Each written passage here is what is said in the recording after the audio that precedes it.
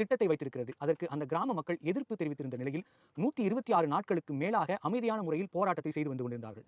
ஆனால் நேற்று திமுக அரசு அவர்கள் மீது 500க்கும் மேற்பட்ட போலீஸ்களை ஏவி அவர்களை கலைக்க செய்ததோடு மட்டுமல்லாமல் 20 பேரை கைது செய்து அதில் 6 பேர் மீது குண்டார் தடுப்பு சட்டத்தை பிரயோகித்திருக்கிறார்கள்.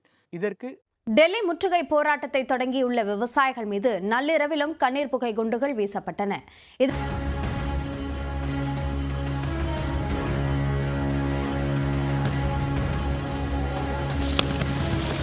விளைபொருட்களுக்கு அடிப்படை ஆதார விலை ஆரியமும் திராவிடமும் ஒண்ணுங்கிறது இதை விட ஒரு எடுத்துக்காட்டு எதுவும் கிடையாது.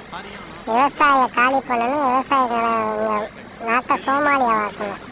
விவசாயிங்க இதை பார்த்து திருந்தலைனாக்க அவனை காப்பாற்ற யாராலையும் முடியாது. மத்தியில் பாஜக வேணாம், மாநிலத்தில் திமுக வேணாம், ரெண்டையும் ஏற கட்டணும். நாம் தமிழரே வெல்லணும்.